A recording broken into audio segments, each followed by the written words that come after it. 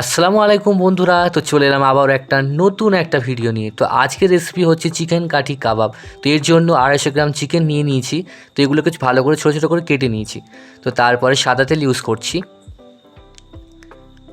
তো মিষ্টির দোকানে টক দই ইউজ করছি, তোমরা যে কোনো টক দই ইউজ করতে পারো। তো টক দইয়ের পরিমাণটা হচ্ছে 100 গ্রাম। তারপরে হাফ চা চামচ আদা রসুন বাটা দিয়ে দিচ্ছি।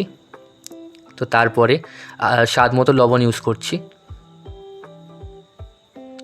তো একটু হলুদ গুঁড়ো দিয়ে দেবো স্বাদ মতো।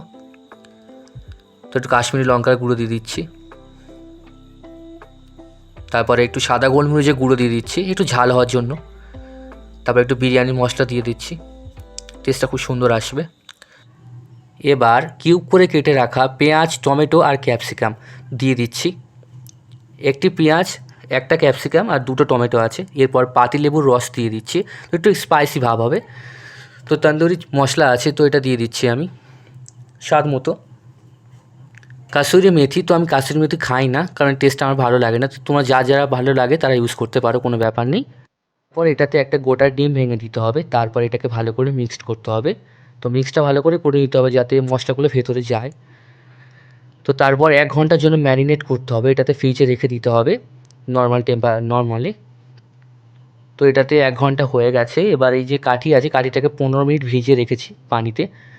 তো কাঠিটার মধ্যে আগে পেঁয়াজ দিয়ে দেবো, মানে সুন্দর করে একটা রেডি করতে হবে যাতে মানুষের চোখে লাগে। একদম আমাদের রান্নাটা তো চোখে লাগার জন্যই করা। তো এটা ক্যাপসিকাম দিয়ে দেবো এবার। তারপর টমেটো দিয়ে দেবো। তো এরপরে 1 পিস চিকেন যেটা আছে ওটা দিয়ে দিচ্ছি আমি।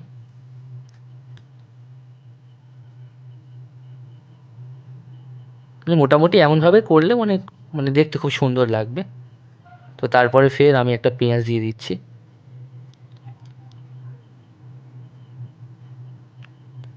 তো আবারও আমি এবার এটাতে চিকেনের পিস অ্যাড করব। তো 2 পিস করে চিকেন একটা কাঠিতে অ্যাড করছি। তো ভিডিওটি যদি ভালো লাগে অবশ্যই লাইক করতে ভুলো না, কারণ তোমাদের জন্য কষ্ট করে ভিডিও করি। তো এটাতে ক্যাপসিকাম দিয়ে দিলাম। তো লাস্টে আমি টমেটো দিয়েই ব্যাস, ঠিক এমনভাবেই করতে হবে। তো বাকিগুলো আমি রেডি করে নিচ্ছি, করে নিয়েই বাকিগুলো আমাকে ফের এটাকে তেলে ভাজতে হবে।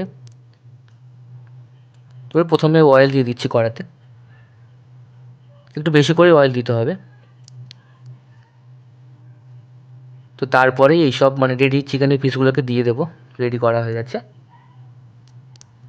তো একে একে সব কটাকে দিয়ে দিচ্ছি।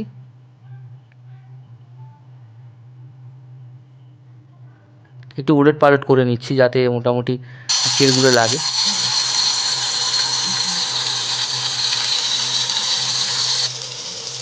এগুলো উলট পালট করে দিচ্ছি, কারণ মানে ভালো করে ভেজে নিতে হবে একটু। তো ঠিক দেখতে এরকমভাবেই করতে হবে। তো মোটামুটি আরও অনেকক্ষণ ভালো করে কড়া করে ভাজতে হবে। ঠিক আমার ভাজাটা হয়ে গেছে। তো ঠিক এমনটাই দেখতে লাগবে পুরোপুরি কমপ্লিট হয়ে যাওয়ার পরে। তো ঠিক কেমন লাগছে মানে তোমায় খেয়ে তো বলতে পারছি না, যেহেতু এখন খাচ্ছি না আমি। তো মোটামুটি ঠিক তোমরা এরকমভাবেই তৈরি করো, আমি আশা করছি খুব ভালো হবে।